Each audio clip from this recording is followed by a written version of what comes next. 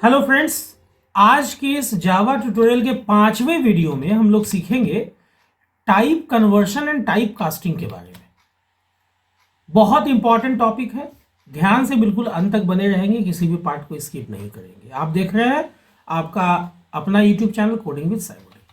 देखिए, किसी भी लैंग्वेज में और इसलिए जावा में भी टाइप कन्वर्शन और टाइप कास्टिंग जो है ना, उसका इस्तेमाल किसी एक टाइप के वेरिएबल को किसी दूसरे टाइप में कन्वर्ट करने के लिए होता है। एक्चुअली कन्वर्शन डेटा का होता है, ठीक है।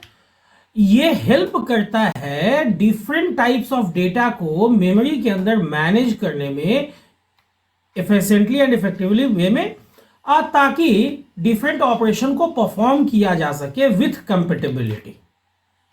ओके, जहां तक टाइप कन्वर्शन की बात है तो किसी भी लैंग्वेज में और इसलिए जावा में भी दो तरह का टाइप कन्वर्शन होता है। पहला है इंप्लिसिट टाइप कास्टिंग या मैनुअल टाइप कास्टिंग भी इसको कहा जाता है। इंप्लिसिट को ही हम लोग क्या बोलते हैं, मैनुअल टाइप कास्टिंग बोलते हैं, सॉरी ऑटोमेटिक टाइप कास्टिंग बोलते हैं।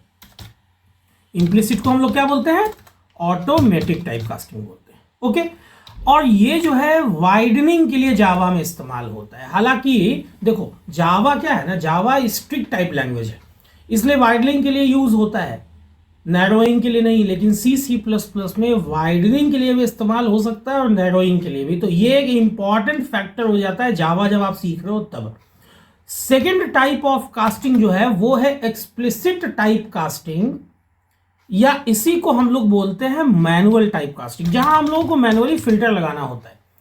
और ये ऑलवेज नैरोइंग के लिए काम करता है, जस्ट अपोजिट ऑफ इंप्लिसिट, ठीक है। ये तो था बेसिक।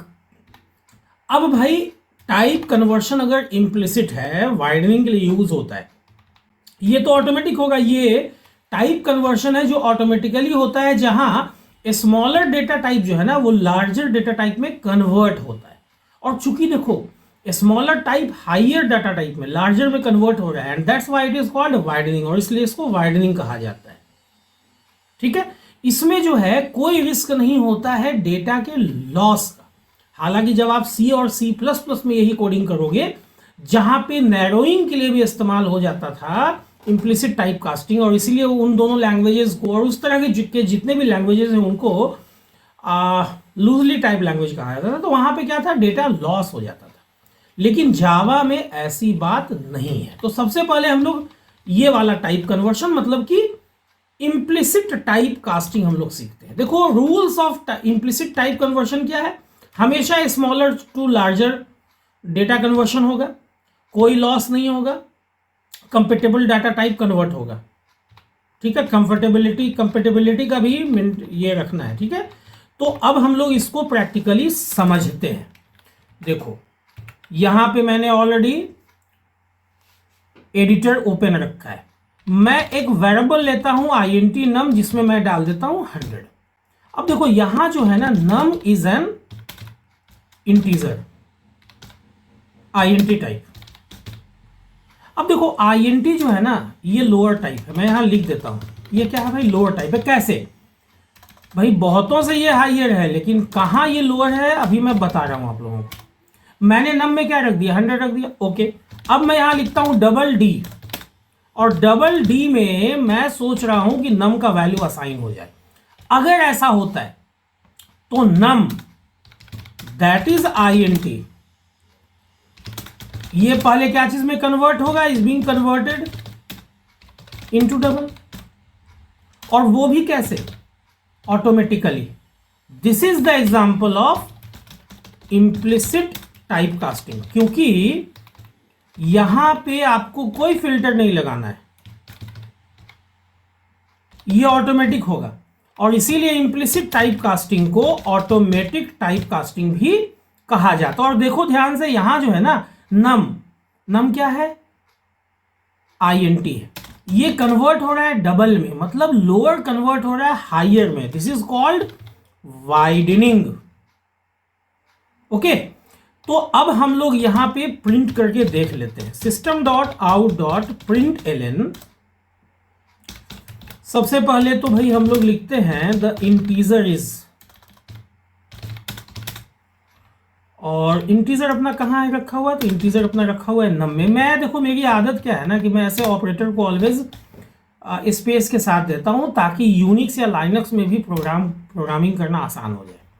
और अब देखो मैं यहाँ लिखता हूँ द डबल वैल्यू। यहाँ तो चलो ये द इंटीजर वैल्यू था, है ना, द डबल वैल्यू जो कि इम्प्लिसिटली कन्वर्ट हो गया है। मैं यहाँ लिखता हूँ द डबल वैल्यू इज, और यहाँ पे मैं डी का वैल्यू यूज करता हूँ। यहाँ पे मैसेज के साथ क्या आना चाहिए, 100 आना चाहिए। पहले आप एग्जीक्यूट करा के देख लो, सेम चीज तो वहां भी आएगा, बस सिर्फ टाइप का अंतर होगा। मैंने रन करा दिया है, अभी देखो यहाँ मैसेज आपका क्या आ रहा है, रनिंग आ रहा है। थोड़ा सा वेट करना होगा और उसके बाद आपके सामने आउटपुट चला आएगा। देखो यहाँ पे the integer value is 100, okay, और द डबल वैल्यू इज 100.0। कहीं आपको कहीं कोई दिक्कत नहीं हुई। इसी को हम लोग टर्मिनल पे भी एग्जीक्यूट करा के देख लेते हैं, जिसके लिए जावा सी स्पेस abc.java या जो भी फाइल का नाम हो वो लिख के आपको कंपाइल करना है। और उसके बाद एग्जीक्यूशन के लिए आपको क्या लिखना है, जावा स्पेस abc।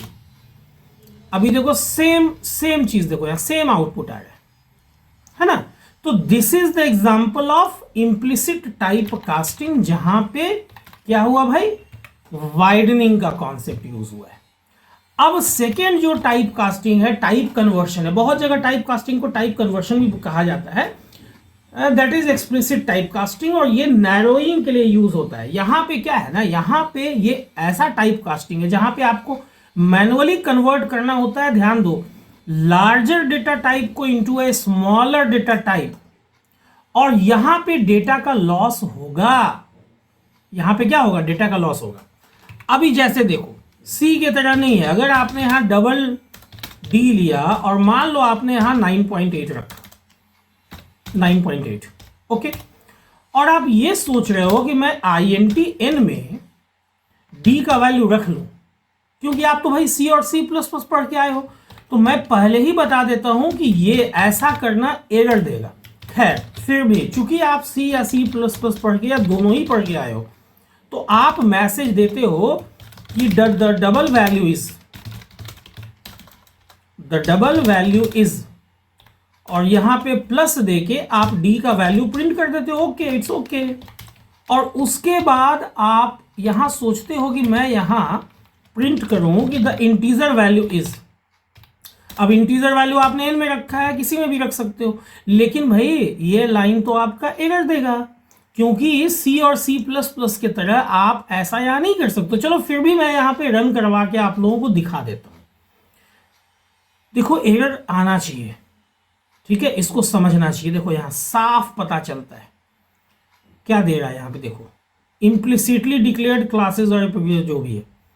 अब देखो इससे निपटने का क्या तरीका है भाई, आपको डी को क्या चीज में कन्वर्ट करना है, INT में। यहां पे आप एक स्मॉल ब्रैकेट लो और INT ऐसे लिख दो, तो क्या होगा, अब ये एरर नहीं रहा। हालांकि देखो बहुत जगहों पर आप ऐसा भी देखोगे लिखा हुआ कि INTN इक्वल्स